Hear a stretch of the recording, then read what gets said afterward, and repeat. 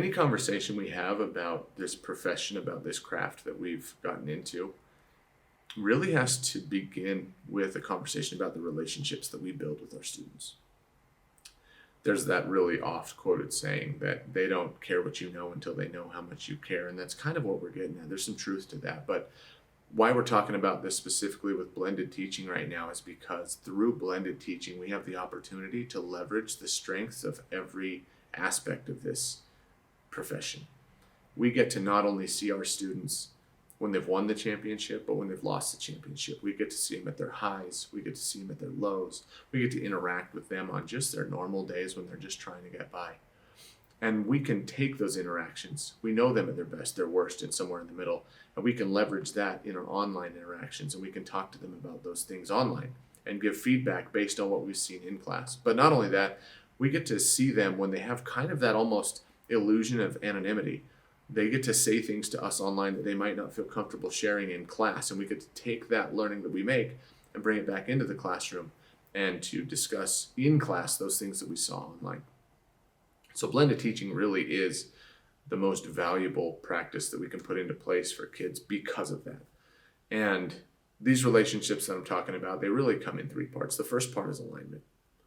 Alignment simply just means that the interactions and the experiences that you design match the assessments that you're going to give, and that those assessments actually measure the goals and the learning targets that you've set for kids. So the interactions match the assessments that match the curriculum, basically. When you're able to create that alignment in a visible way for kids, that builds tangible value for them in interacting with your curriculum, and it'll get ahead of a lot of those why are we doing this kind of questions. Second part of these relationships that I'm talking about are efficacy. And that simply means, do you believe that the things that you're asking them to do are possible, and that if they do them, they can get to the goals that you've set? And then secondly, do they believe it? Somehow, somewhere along the way, some of us have gotten confused and we've bought into this myth that an A has to be something above and beyond the curriculum that we've provided. And a lot of that fairly comes back to normal distributions and bell curves and things. But my question in response to those things for any teacher is, what part of your job is normal or random in a distribution? Every interaction that you have with a student has the opportunity to be carefully designed and planned to achieve a maximum result. So in that way, an A should be something that you believe every student can achieve. An A should be something that every student in your class believes that they can achieve. It can't be some intangible above and beyond that you didn't give instruction on. The A has to be achievable for efficacy to exist. And the third part of these relationships builds kind of from those two, is that the most important thing in your practice has to be the students in front of you. You have to get to know them.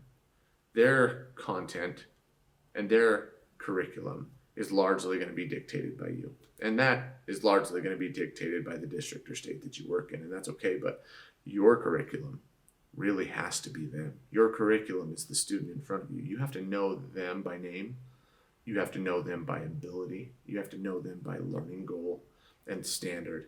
And if you can do those three things, you've built a relationship with a student that is capable of delivering the results that you're trying to get, and students will learn. One other thing that you can do for this is to invite them to give you feedback on the process.